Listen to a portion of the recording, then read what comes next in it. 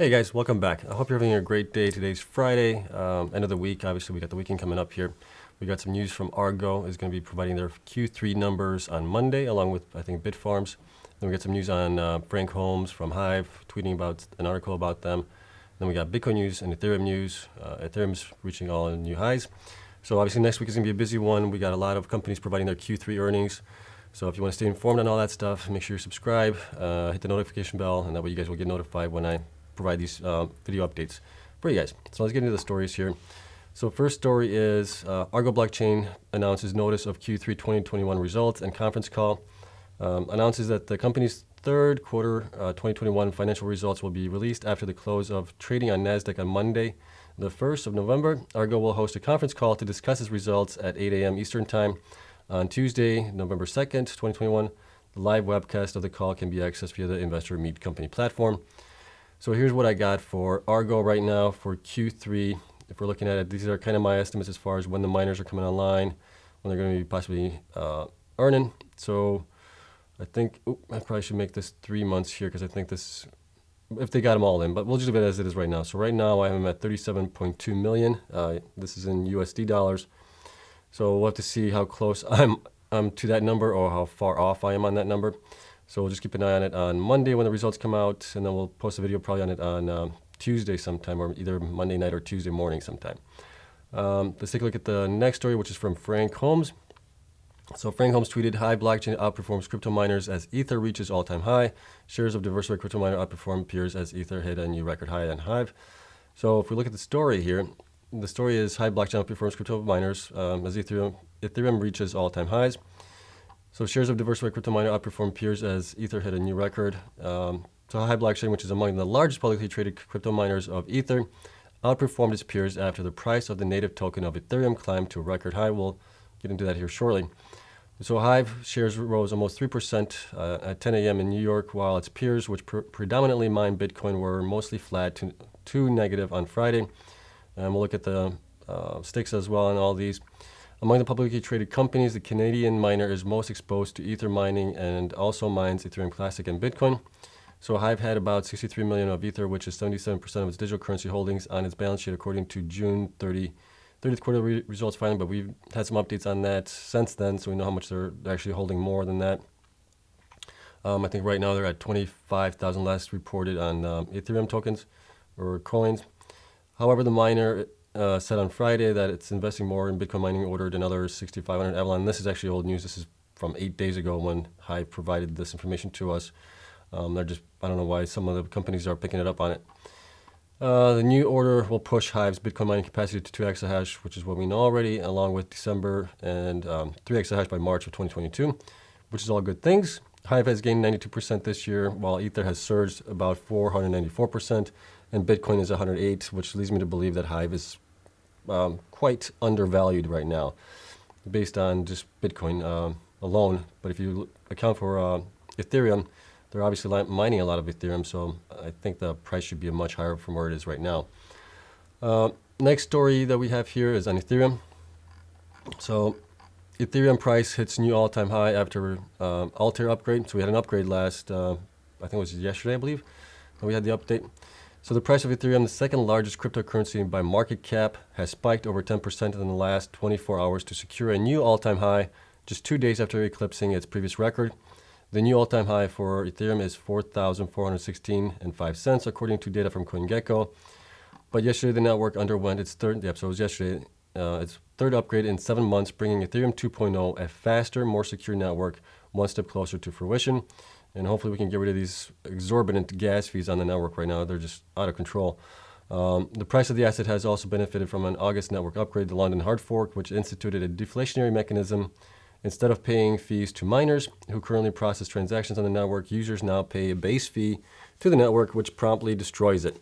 So that has obviously been a big boom to Ethereum and the price of it, having the price go up nicely after that happened. Since reducing the rate of supply growth on the network, Ethereum has ascended from the mid-2000s to its current highs. Meanwhile, Ethereum traders have been expecting the asset to extend its bull run. According to Bybit, over 1.2 billion Ethereum options are set to expire Friday, which is today. More than half of the bets on the future price of the asset by the October 29th deadline wagered it to go above 4,500. So we're getting close to that. If that happens, it will be a new record for an asset that's been setting them all year long, basically. And that is true. Ethereum has been doing really, really well this year compared to Bitcoin because it's done absolutely well as well. But Bitcoin obviously has been outperforming it right now. And then finally, the last story that we have here is a Houston-based luxury auto dealer to integrate Bitcoin services. So this is part of the adoption, right, that we keep talking about here. We keep saying that as the adoption grows, so will the price appreciation of Bitcoin because supply and demand. You just can't get more than 21 million coins. And we already have several million coins that are just lost forever. So Houston residents can now purchase luxury automobiles through the native integrated Bitcoin-backed loans. Post Oak Motor Cars announced a partnership with NYDIG to give customers access to a fully fledged suite of Bitcoin services, including custody and lending. POMC employees will also be able to allocate a portion of their paychecks to BTC. So obviously this is all great news. When you look at it all, everything that we can do to increase the adoption rate in Bitcoin, Ethereum, and other coins is just going to make the network so much more resilient to price swings, everything else. I think it's just going to be a much better network for everybody going forward. But we still have a long ways to go. We're still in the early days of the blockchain and everything that's associated with it. So let's take a look at the charts here really quick on the mining stocks. So obviously we were looking at Ethereum here right now. Ethereum is at 44.33. The previous all-time high was around 43.95. It was just close to it, so it's still above the all-time highs right now. It reached today 44.61.96, and it's been doing great. We set this line here as our support. It bounced off of it yesterday. The day before it fell below it, but it bounced off of it, and we've continued the uptrend as well. And you can't see that because you guys are looking at me. Here it is. So here's the data for it. Here's the 43.95 roughly that we hit a high back then, and now we're at the new all-time high. Here's our support at 39.54, bounced off of it, and we're good to go. Ethereum is doing really well today as well. It's up almost 3.5% to 62,685. It bounced off of the 20-day moving average the last 2 days, and it's been going back up. So it'll be interesting to see if we can make it all new all-time high. RSI is really low. Last time we were at this level of RSI, we were right around here in October 1st, which we had a price of roughly 48,000. So we've gone up pretty much 14,000 in price appreciation with the same RSI. So we got plenty of room to go there, I think, in the next couple of weeks.